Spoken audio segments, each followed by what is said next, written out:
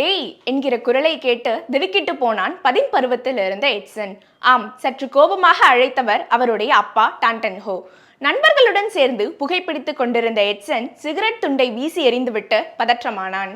சற்று கோபமாக பார்த்துவிட்டு எதுவும் சொல்லாமல் நகர்ந்துவிட்ட அப்பாவை நினைத்து மனதுக்குள் அவனுக்கு பயம். பதற்றமாக இருந்தாலும் முகத்தில் ஏதும் தெரியாதது போல வீட்டுக்குள் நுழைந்தான் எட்சன்.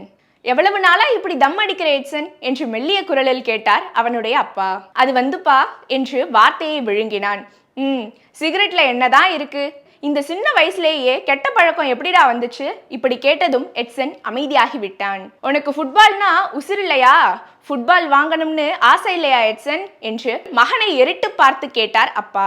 ஏனெனில் ஏழை குடும்பத்தை சேர்ந்த தன்னுடைய மகன் எட்சன் என்றைக்காவது ஒரு நாள் பிரேசில் கால்பந்து தேசிய அணியில் இடம் பிடிக்க வேண்டும் என்பதுதான் அந்த அப்பாவின் கனவு. புகைப்பிடிப்பதை பற்றி கேட்டுவிட்டு திடீரென்று கால்பந்து வாங்குவது பற்றி அப்பா பேசுகிறாரே என்று எட்சனுக்கோ குழப்பம்.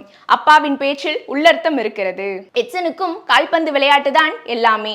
அப்பாவின் கனவை நிறைவேற்றுவது அவனுடைய லட்சியமும் கூட. ஆனால் கால்பந்து வாங்க கூட பணமில்லை, வழியில்லை, அவ்வளவு வறுமை. அப்பாவுக்கு உதவியாக கடலை விற்பது, ஷூ பாலிஷ் போடுவது, சிகரெட் விற்பது என்று குடும்பத்துக்கு அனுசரணையான பையனாகத்தான் எட்சன் இருந்தான். பந்து வாங்கவே வழியில்லாத சூழலில் மகன் சிகரெட்டுக்கு செலவிடுவதை பார்க்க நேர்ந்தால் எந்த அப்பாவுக்கு தான் அதிர்ச்சியாக இருக்காது. ஆனால் கோபத்தை எல்லாம் அவர் காட்டிக்கொள்ளவே இல்லை. கால்பந்து வீரரான அப்பா இப்படி சொன்னார்.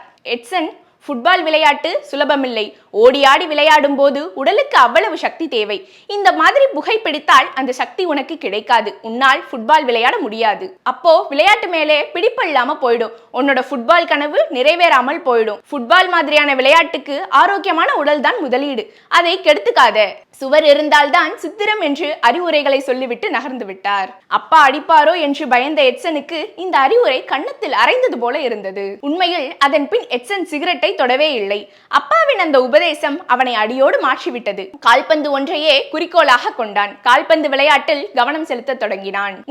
பயிற்சியை விடாமல் மேற்கொண்டான். எப்போதும் மைதானத்தில் கிடந்த எட்சனின் திறமையை கண்டறிந்த உள்ளூர் பயிற்சியாளர்கள் மூலம் 18 வயதில் சாண்டோஸ் FC அணியில் தொழில்முறை வீரராக இணைந்தான். அடுத்து 16 வயதில் பிரேசில் கால்பந்து தேசிய அணியிலும் இடம் பிடித்தான்.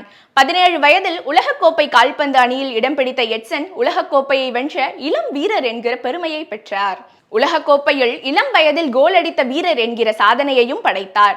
3 முறை உலகக்கோப்பை வென்ற பிரேசில் அணியில் தவிர்க்க முடியாத வீரராக வலம் வந்தார் எட்சன். அந்த வீரரை எட்சன் என்று சொன்னால் நமக்கெல்லாம் தெரியாது. பீலே என்று சொன்னால் போதும் கால்பந்து உலகமே நிமிர்ந்து நின்றிடும்.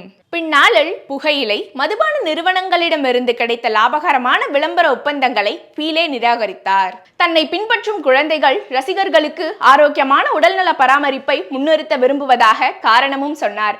அப்படி செய்வதற்கும் பேசுவதற்கும் விதை போட்டவர் அவருடைய அப்பா. வாழ்க்கை பாடங்கள் ஒருபோதும் தோல்வியடைவதில்லை. பெற்றோரின் வழிகாட்டல் ஒருபோதும் தவறாகி விடுவதில்லை. அதற்கு பீலேயின் வாழ்க்கை ஒரு உன்னதமான எடுத்துக்காட்டு.